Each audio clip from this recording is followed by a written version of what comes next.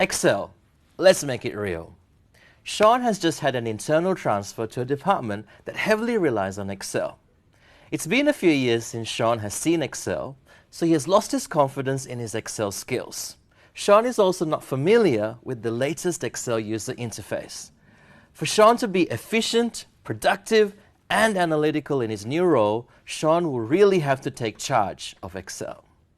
Sean really wants to make a good impression on his manager, so he has been going through Excel manuals and videos all night, and he is now completely overwhelmed. Sean realizes that Excel can store data, perform calculations, data analysis, and even draw charts. He needs a quick and efficient way that empowers him with the essentials of Excel so that he can take charge. In this course, we are going to cover the essentials of Excel so that you are empowered from the very beginning without feeling overwhelmed. Week by week, these essentials will give you the confidence to use Excel to increase your efficiency, productivity, and analytics in your workplace.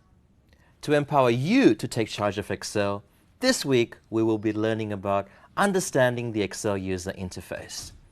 Then we will go through the essentials of Excel terminology so you know what the various sections of the Excel screen are called. We will show you how to confidently select data and navigate within Excel, as well as viewing data in Excel and the different data types. You will then take charge by entering data as well as editing and deleting data. We will then end the week with a really great efficiency tool, the fill handle. The only way to learn Excel is by practicing. You have to do your work, and we are here to equip and empower you to do so. We have a series of practice videos where each video will empower you with a new Excel functionality. You will be empowered to take charge of Excel, so you will need to follow alongside us and practice. Download the Excel workbook and work with us and your peers step by step. Once you have done that, take a break, reset, recharge, and practice these skills again, because practice makes permanent. Let's break down this week's Excel functionalities for you by sitting down with Nikki and seeing how we can really help Sean and how we can really help you.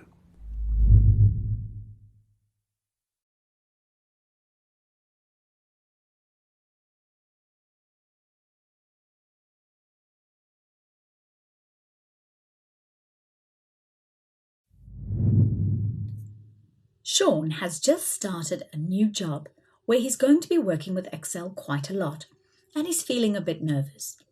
Let's help Sean take charge of Excel. I have just opened Excel 2016. If you are working with an older version, you may find some things look a bit different, but they mostly work the same, so don't worry. In 2016, you will come to this screen, where you can choose to open a file you've been working with recently or go to a blank workbook. We're going to click Blank Workbook. And here we are. Welcome to Excel. Let's start by getting familiar with where things are and what they're called. To begin with, we have a large toolbar at the top of our screen. This is called the ribbon, and it contains nearly all the tools we're going to need. There are so many, though, that they couldn't fit them all into one stretch. So we're on the Home tab of the ribbon, but you'll notice there's also an Insert tab that has tools for inserting things like pictures and charts. Or there's a Data tab, which gives us tools for working with data like sorting and filtering. As we go through the course, you'll become more familiar with the tabs and the tools on them. Coming back to the Home tab, though, I'd like you to notice that the tools haven't been scattered randomly across the ribbon, they have been logically grouped. So for example, this group is called my Font group, and it contains all the tools I need for changing my text. At the bottom right-hand corner of some of the groups, you will find what's called a small dialog launcher. If you single-click on that, it opens up your additional options. We won't need these very often, but it's nice to know they're there. I'm going to click Cancel to close. One tab on the ribbon that is a little bit special is the File tab. When we click on the File tab, it brings us to the Backstage view, and this contains all the tools we need for managing our file, like Open, Save, or Close. To come out of the Backstage view, click on the back arrow or press the Escape key on your keyboard. Now we'd like to use our Backstage view to open our first file, so I'm going to click File and make sure you've come to Open. If you have worked with the file recently, it will appear in your Recents list. Otherwise, you will need to click the Browse button. If you haven't already, please make sure you've downloaded the file you need for this practice video. Then navigate to it. Mine is in the Documents folder, and I've put in Excel Essentials. The file we need is W01 V01 Take Charge, and I'm going to double-click to open it. We now have something to look at.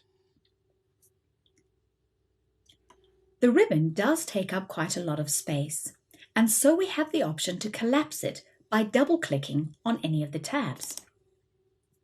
That does free up space, but it can be a bit alarming when your ribbon suddenly vanishes. If that happens by mistake, don't panic.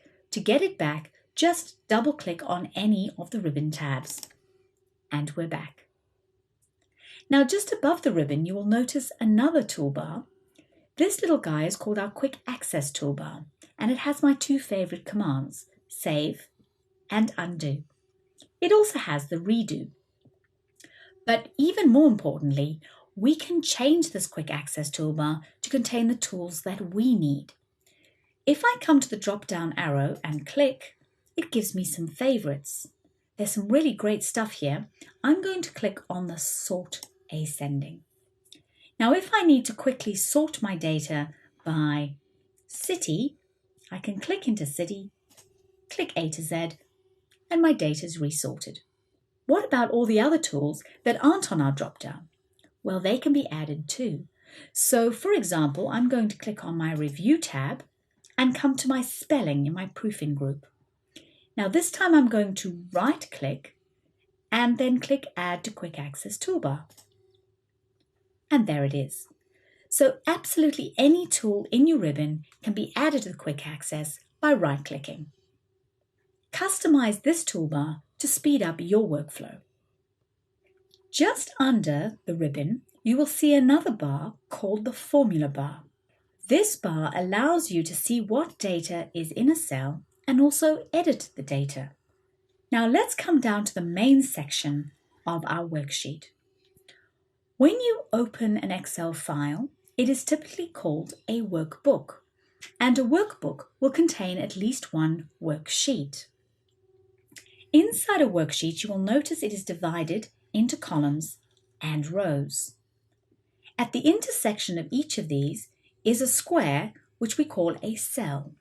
I'm going to click on this cell, and you'll see it gets a solid border telling me that this is the active cell.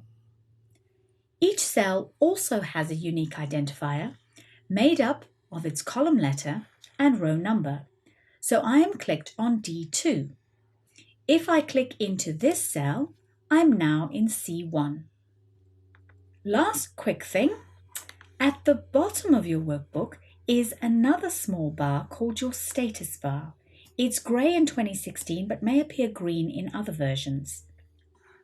If I were to select some numeric data, you will notice my status bar gives me the average, count, and sum of those values. So the status bar can be used to see what's happening in your workbook and also modify some of the views. We will look at how to use it more in the next video. The last thing we want to do now is close our workbook. To do this, I'm going to click File and Close. Excel will check if I want to save first. If you want to keep your changes, press Save. If not, don't save. Now it's your chance. Have a go clicking around the ribbon and trying out the different tools. Be brave. You can't break Excel.